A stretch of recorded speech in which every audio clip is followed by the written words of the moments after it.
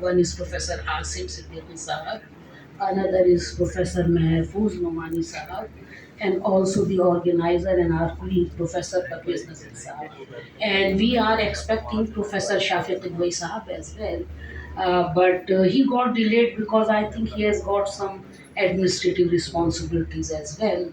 And until that time, Bari has asked me to keep you engaged. So I'll keep you engaged, or we can start the program by Professor Sim Saab, whatever is the desired thing.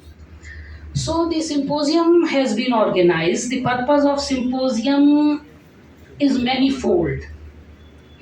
Purpose of symposium is manifold.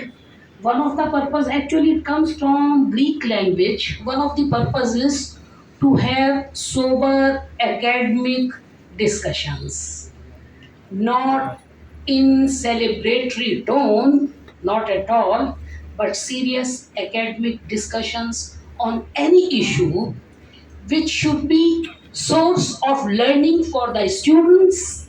They should be present to know how a particular idea is presented by the scholars, how the idea is disputed, or a different or a differentiated view is being introduced, and also the teacher or the presenter get a chance to share their ideas and their researches with their students. So symposium is a means of dissemination of the researches, and we are very lucky to organize this symposium with the efforts of Professor Parvez Nazir, convincing our those colleagues who are having expertise on the subject. Let us begin with Professor Asim Siddiqui Sahab. He is chairperson of English department, and his engagement of Syed Ahmad Khan is quite intense, apart from researching his own field. We shared some views some years back on Orientalism, but later on I read about his work, and what actually excited me was that he very kindly mentions one of my own writing in his very good essay, Bridging the Past and Present, How Sir Syed Speaks in the 21st Century Protesters, edited by Yasmin Saikia, who is also a product of our own department. She is now professor in America. And this is a Cambridge companion to Syed Ahmad Khan, so very important publication. Because if I remember, some of the old teachers of English department who are no more, they have contributed immensely on Sir Muhammad Iqbal, and they have also contributed immensely on Syed Ahmad Khan. I'm forgetting the name of the renowned professor who died recently, who used to. Ahmad Ansari Sahab. And also recently died Professor who was in this thing also, who recently died, another one. So their works are there. They have shown a lot of interest in historical studies on the person of Syed Ahmad Khan, Sir Muhammad Iqbal, and Ghalib. And because they are equipped with the language, which is English, and despite the problem that we would like to promote our own languages, indigenous languages, English remains the medium of international communication throughout the world. We cannot do anything about it. So their researches are very helpful in dissemination of those ideas, which would have remained confined to vernacular scholars, or which would have remained confined, for instance, to the Urdu-speaking elite only. So here comes Professor Shafiq Idwai Sahab, giving us much hope about the symposium. And thank you, sir, for coming. Please join us on the dais. Professor Shafiq Idwai Sahab is a distinguished professor in Mass Comm, and he is such a lucky person who did his PhD on journalism, that too the journalism of Syed Ahmad Khan. And then he has been engaged all the way through with the administrative work also. And his recent book, Shafiq Idwai, wrote Sir Syed Ahmad Khan, Reason, Religion and Nation. It has been published by Routledge, and it is being widely reviewed and commented upon scholars throughout the world. Yes. But I have some personal thanks for Professor Shafi Saab, because this is a symposium meant for the student, less for the teachers. So please do not be deceived by this kind of glamour of academia. Academia has got its own problems also. A few years back, there was a vice chancellor here in our university. His name was Zamiruddin Shah, General Zamiruddin Shah. So I do not know what was the problem. In association with my own chairperson that time, Professor Athar Ali, who happened to be my classmate in MA here, along with another colleague of mine, much younger colleague, Professor Muhammad Sajjad, they put me under the charges of plagiarism. Generating tension for me, nothing could be done against me, because I am sharing it with you so that you should be conscious what you are writing.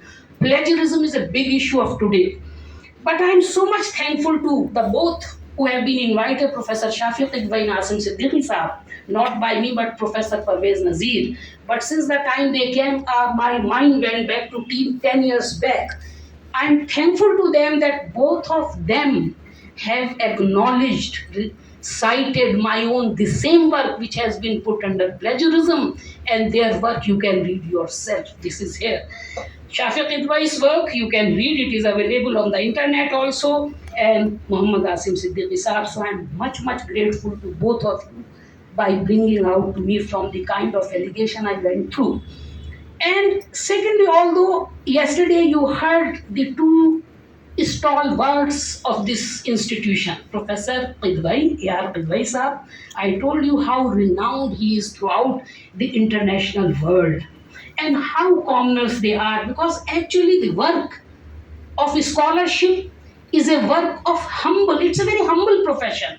You look at the two people who are sharing that, who are sitting here yesterday, Professor Qidwai and Professor Shan Muhammad Saab, how commoner they look like to you. They are very commoners. But because by profession, it's a very humble profession. Others will receive it or not. So I'm very thankful that they received my work well, although Professor Qidwai yesterday mentioned two more scholars, devoted scholars of Syed Ahmad Khan, Christian W. Troll, and the other person he mentioned, Charles Ramsay. Charles Ramsay, they are the scholars who are devoted to Sir Syed now, and I was already relieved that despite all charges, they have already cited my work in their book. But citation of Professor Shafiq Idwai Saab and citation by Professor Asam Siddiqui was great relief to me, because they are my colleagues and they know me. So this one was to share, and now let us go to Syed Ahmad Khan. As I said, it is these verses, they will themselves be introducing their own subject according to seniority and also the compulsions of time. Professor Shafiq Idwai is going to speak first. His area is journalism, because Syed Ahmad Khan remains a multifaceted personality. It is very difficult to justice with him. Whatever research you want to do, you can do it. He was blessed with a long life and a prolific pen. So perhaps Shafiq Idwai Saab is going to share his views about the journalism, which was just beginning. He's also father of journalism, father of literature, whatever you want to say. And the next we are going to see Professor Asim Siddiqui's lecture on. So he kept on smiling, he didn't answer. So I was slightly irritated. But when I went back and shared this experience of mine with my husband, who happened to be a teacher here, he said, "Why you are so harsh with him? He's a young man, my own student." I said, "No, he was smiling." He said, "That's why he was smiling. Why you are questioning him? He's a young fellow who is working hard. He's my student." Being Professor A.R. Qidwai, they bear the stamp or the tradition, family tradition, because I have been telling to students that during the 19th century, Syed Ahmad Khan and Ghalib could not be repeated. But in 20th century, there was their own ancestor who died around 1973, Abdul Majid Daryabadi. He received education not in a traditional madrasa, but he went for education to such a place like St. Stephen's College of Delhi University, Allahabad and other places. But he stands as the scholar of 20th century India who contributed to literary Orientalism, to Quranic study, interfaith dialogue, and I think we are very lucky to have inherited their library. and his definitely his soul will be so happy when he would have been knowing that so many of his descendants are renowned academicians throughout the world. With these words, I welcome you, Professor Shafiqul.